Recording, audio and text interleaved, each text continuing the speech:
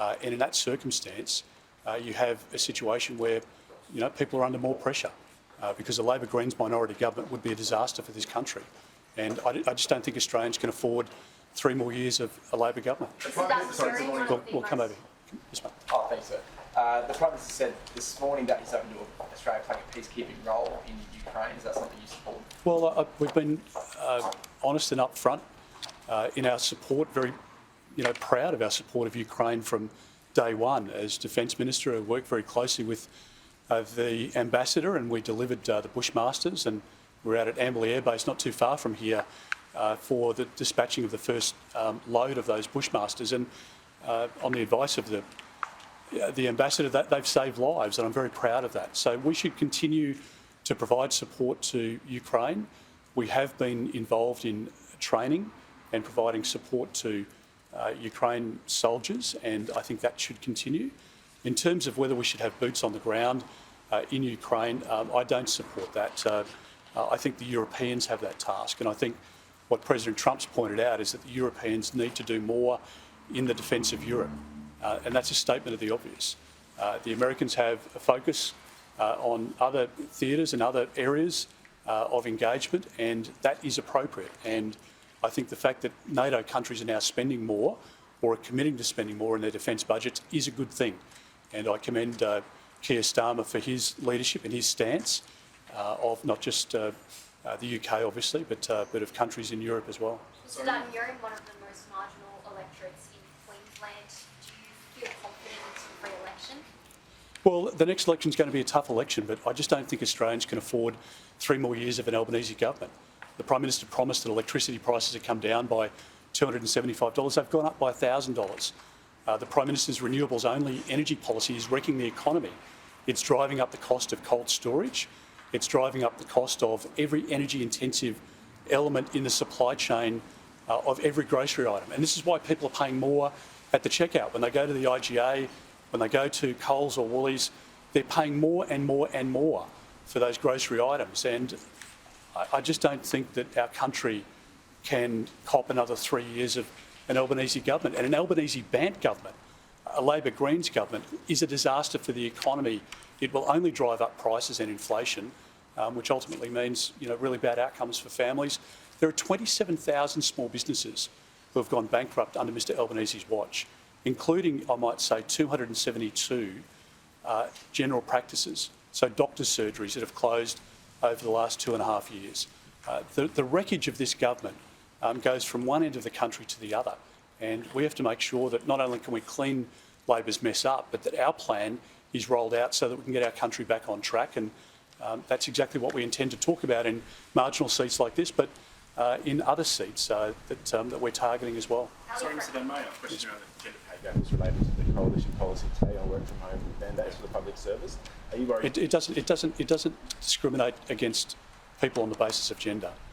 It's for public servants, so it doesn't have an impact, and we're not going to shy away from the fact that this is taxpayers' money. Now, the Labor Party will always want to tax more and spend more. I want to make sure that we have an efficient public service, and I want to make sure that when taxpayers are struggling to pay their bills at the moment under the Albanese government, that they know that the public service and indeed the government expenditure across the board is being spent efficiently. I'm not wasting taxpayers' money like Mr Albanese does. And his plan is targeted to please the unions, because the unions donate to the Labor Party.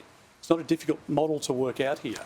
And we're very keen to have an efficient public service, and we did it when we were in government. We had people at work, and we narrowed the gender pay gap, and we'll do it again when we get back into government. You might say it doesn't discriminate on the basis of gender, and you and I might disagree with this, but the fact is that most women, other people who take up care responsibilities, children, that sort of thing. Surely, if you say we're not going to let you work from home, that means it has a disparate impact on women. There are plenty of opportunities around job sharing, and there are some jobs that are appropriate to be home based. But our desire is to get public servants who at the moment are refusing to go back to work. Just to paint the dynamic here, they're refusing to go back to work in Canberra, and that is not acceptable when people are on very high wages, and people in the suburbs who are paying for their wages. So people in Chermside, people in Geebung, people in Kedron, people who are paying the wages of those public servants in Canberra, expect the public servants to do the work that they're being paid for. And we'll increase productivity and efficiency if people are back at work, as was the case before COVID. Mr. Dutton, you're saying job sharing as an option for this Yeah. instead of flexible working from home arrangements. No, But I'm saying that there are both that are available, but there are public servants at the moment in Canberra who are refusing to go back to work, and they're being paid in some cases over $200,000 a year. And I just think people here who are struggling, some families who have taken up second and third jobs just to pay their mortgage under this government, I think they're saying that's actually not a fair arrangement. And there are many people, including women, who have gone back to work earlier than they had expected to do so after having children, who aren't in the public service. And I think they're saying, well, hang on, I'm working harder than ever, and I want my taxpayers' dollars to be spent efficiently. That's the argument here, and that's what we're standing up for. Is it fair to say then question, that there thank would be some you. exemptions for maybe Sorry, some... mate, just say it again. Is it fair to say then that there would be some exemptions maybe for some women who have children? There'll be a common sense approach, as there always has been, but I'm not going to tolerate a position where taxpayers are working harder than ever to pay their own bills, and they're seeing public servants in Canberra refuse to go to work. That is not going to happen under a government I lead.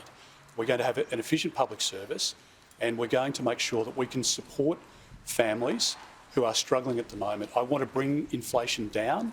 I want to get a proper energy policy so that we can bring food inflation down, and we have a much better plan to get our country back on track, and that's what a coalition government will deliver. On the other hand, an Albanese-led train wreck government in a second term, being dictated to by the Greens with a weak Prime Minister, is a recipe for further hurt and disaster for families, for small businesses, and for many Australians. All right, thank you very much.